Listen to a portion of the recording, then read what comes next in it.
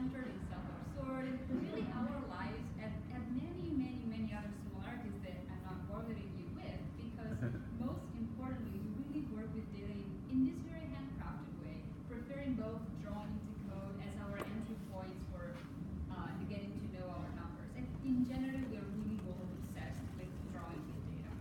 So we thought that we absolutely had to collaborate, and we decided to challenge ourselves. Is it possible to get to know another human being using data and drawings only?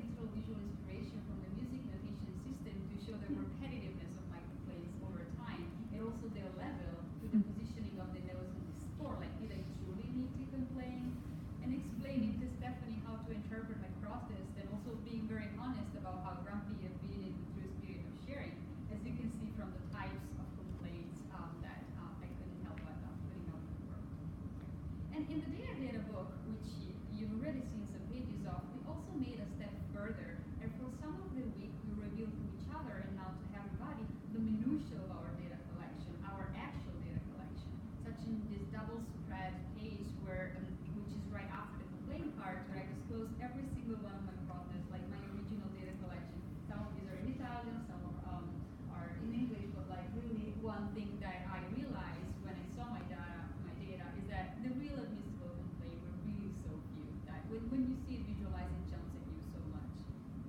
And well, this is another very important aspect of the project to me. Like over a year, we shared with each other the geekiest, the most vulnerable part of ourselves, like our flaws, our habits, and even shameful revelations from our past and from our minds. And over a year, Stephanie and I, we connected at a very deep level, learning even to love each other in perfection. And we've never been scared of sharing with the other person or now with the world our flaws in form of data. Well, there's nothing shameful in admitting, for example, that I sometimes am envious of like native English speaker people, or that I sometimes am envious, that was like a bit of envy, of people that are more charming than I am. It's just part of who I am, and it's actually is how a human being looks like. And we've also discovered from how the book has been received so far that a lot of people are writing us, commenting on some specific aspects of some posters that were in the book, and most of the time these aspects are not the most flattering ones. So because I actually believe that people don't relate to perfection, they relate to humanity, the things that they can really see in their behaviors, in their personalities. So as the weeks went on, we began to gather data on all part of our lives. We could to see like our drinking habits for a week, or even our swearing, but well, trying not to be too rude and giving the other person a hint, or our like F words, using some asterisk. And again, I'm lucky that most of mine are Italian terms words actually.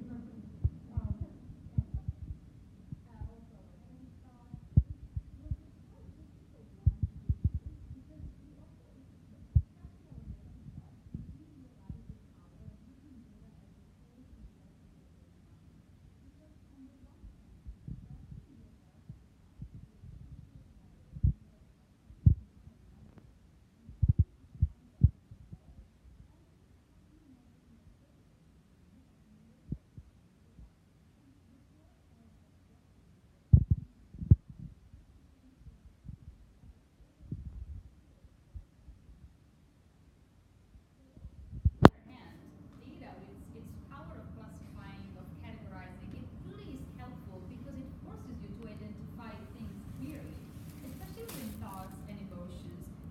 The exercise of not only having to stop and acknowledging where they are popping up, but also to have to somehow categorize them, describing the type of thoughts or emotion that you're feeling because they have to become data afterwards. It's really a powerful tool to help you grasping these ephemeral moments, and to be able to then have this type of skill in your mental toolkit. I really find it powerful and possibly even promising.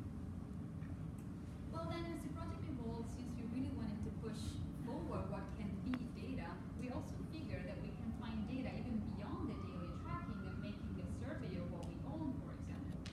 Walk into our closets with the eyes of the data collectors and looking for data in the way that we organize and classify our garments, like their colors, how often do we wear, which is quite an interesting thing that is telling about a person. And well, what it tells about me is that I have a lot to learn from my boyfriend, well, which as you can see clearly has a much more optimized strategy when it comes to his garments. Anyway, again, but when you see it visualized, it really jumps at you so much. So going on, we also figured that we can try to use data to become better human beings, at least for a week, and perform acts to then be able to record them. Like in this week where we purposely smiled at strangers and tracked their reaction. If they smiled back, if they pretend they didn't notice. And that was a very interesting week where I found myself walking to Brooklyn over the bridge in Manhattan, really trying very hard to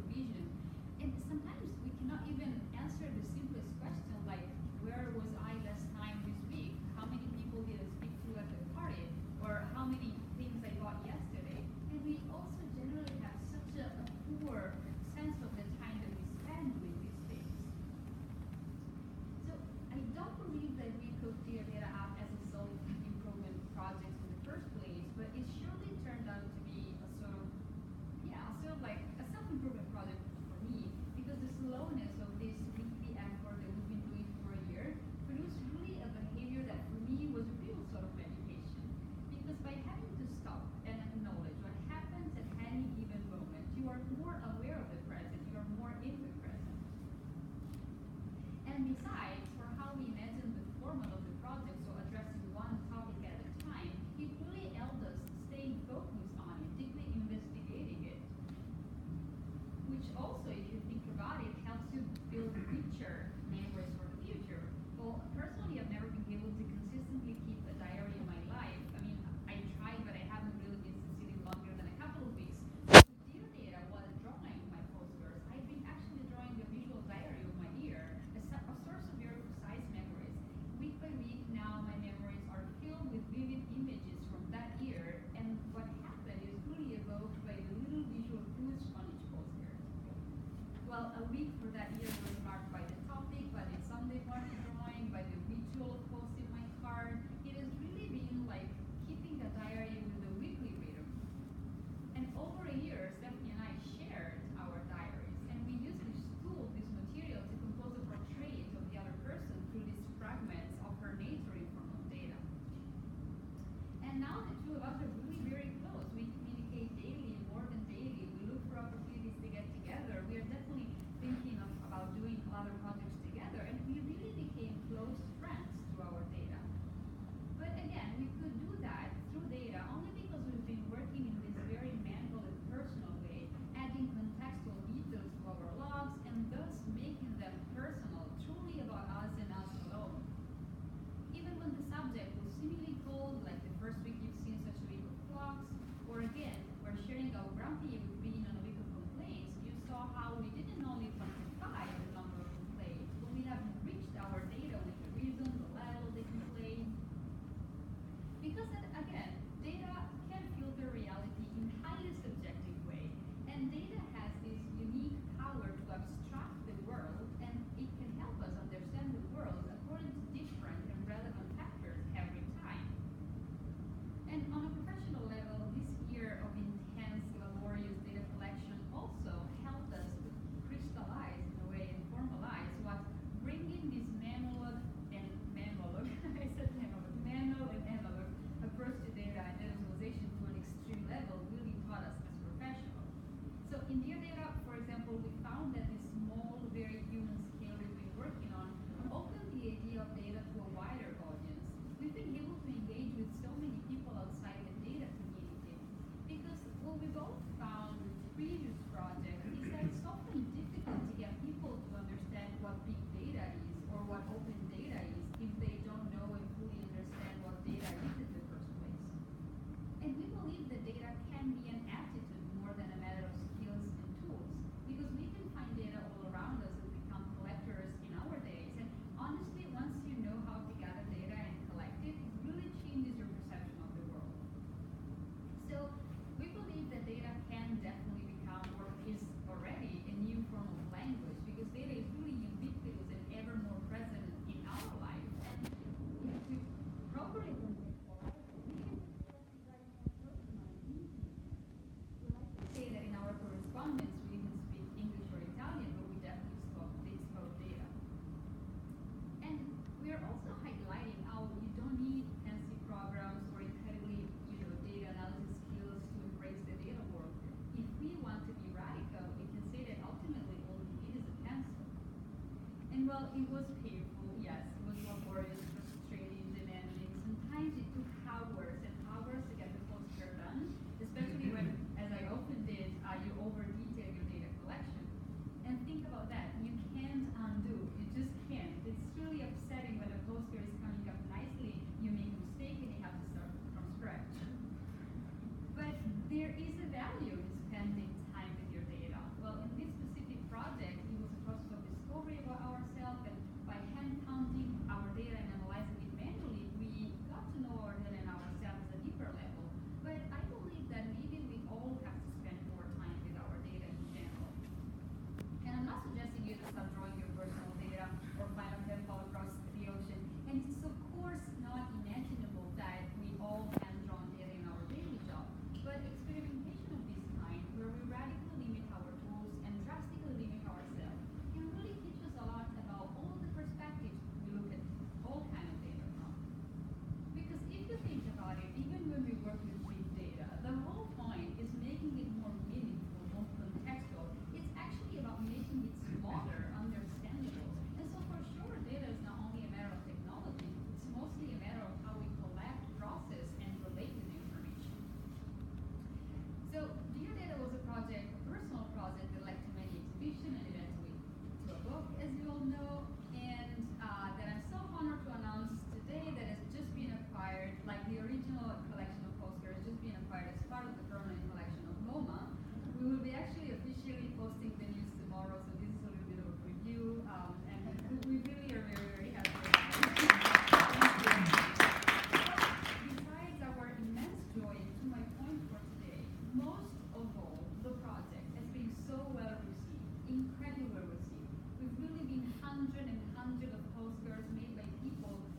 about the project and wanted to experiment on themselves. And even teachers of any grade, like even primary and secondary school teachers, are using the format to teach their students the world of data. Again, in a way, it has opened the idea of data to a wider audience. It made it more approachable, more understandable, and relatable to their daily life, which isn't the ultimate goal of what we as professionals who work with data aim to do here, like try to speak beyond our closed rooms, our rooms of experts. And again, this is really why I believe we have to retain a personal approach to how data, all kinds of data, is captured, analyzed, and displayed. And lately, I've started to play with this concept that I'm calling data humanism, that I see as a new renaissance, in a way, when we should question the impersonality of a merely technological approach to data, and to begin designing ways to connect our lives. Because the more you do with the data, you need to experiment on how to make it more contextual, more easy. And the way we visualize it is crucial because it's a real way to convey the other perspective of information. I believe this is really the direction we need to go in. I still don't have a framework to really teach what data humanism, but I'm really going to worry where data is truly for everybody who needs it. And really the way we'll be using the concept that I want to include here, I really see like a data land where talking about its intimate quality first, in conversations that will be shaped around subjective, imperfect, even serendipitous aspects, where data convection can be replaced by data continuity, where data-driven design is really replaced by design-driven data, and where ultimately intelligent data become more efficient, we will try all to use data in a way that becomes more human. And I think this will be my conclusion.